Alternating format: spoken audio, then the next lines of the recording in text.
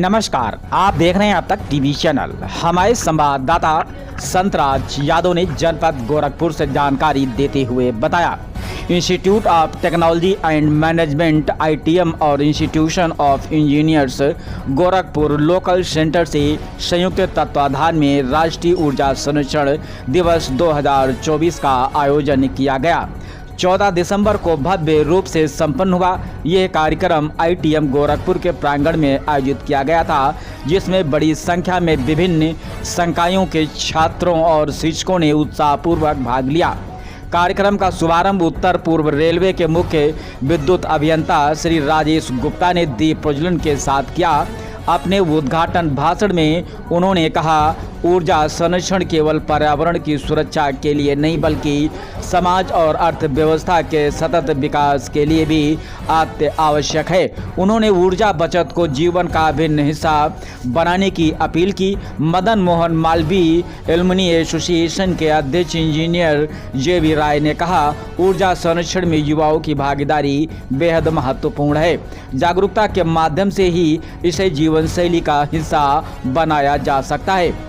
Doctor पवन कुमार मिश्रा, वरिष्ठ निदेशक CIDC नई दिल्ली ने ऊर्जा प्रबंधन की नई तकनीकों को अपनाने की आवश्यकता पर बल देते हुए कहा, नवीनीकरणीय ऊर्जा की भविष्य का आधार है।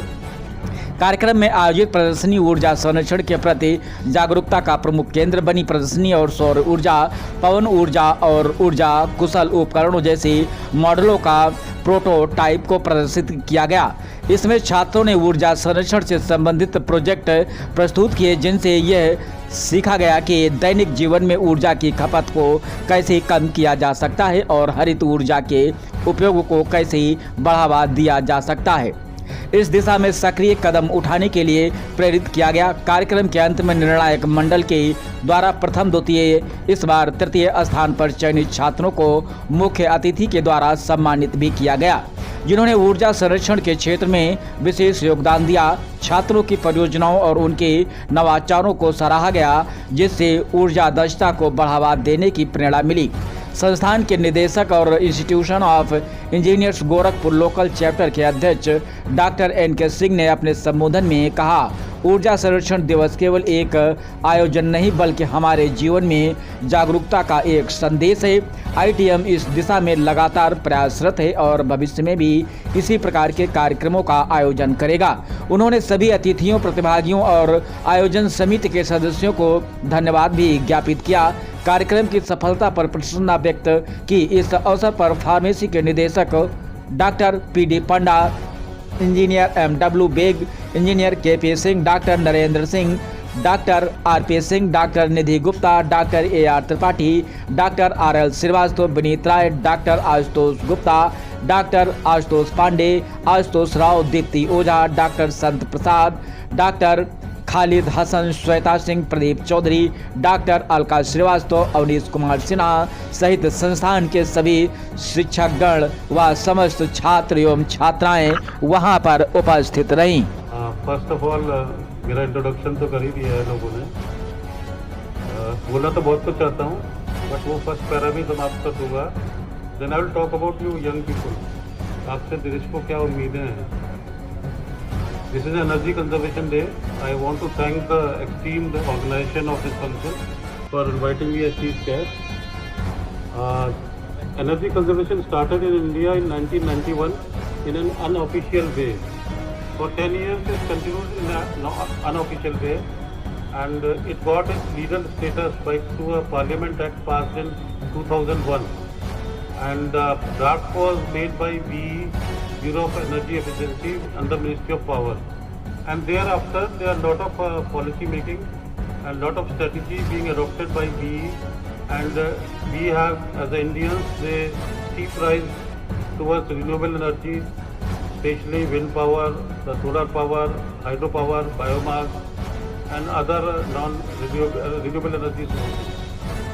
आज की डेट में up to October, the statistics is like we are producing total energy conservation, total energy of about 450 or something gigawatt, and out of that 203 gigawatt is produced by only non-conventional resources like out of 203, about 92 gigawatt is produced by solar, and 46 and 47 gigawatt is produced by wind and the other one hydro project.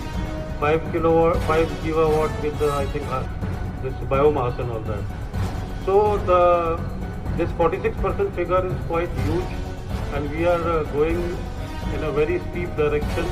And our mission and the policies of present government is that we have to achieve target of 500 gigawatt by 2030. And we have done well versed with all this. Even the private sector and the government sector, they are going ahead. Railways are doing a lot of things. Adani Power, they are producing wind farms, and Skylon is there. Lot of companies are there who is doing wind power and solar power. So I hope presently India is number 3 in production of renewable energy. We have overshadowed Japan. Earlier it was 2 months back, it was 4th number, now it is 3rd, and slowly we will reach the top. So that is about the brief of mission, the vision, and the energy conservation status of our nation. So the second part I will give to the. मैं हिंदी में बात करूं या English में चलेगा? English में चलेगा? बच्चों, आप लोग बहुत छोटे हो, हम भी आपके जितने थे, लेकिन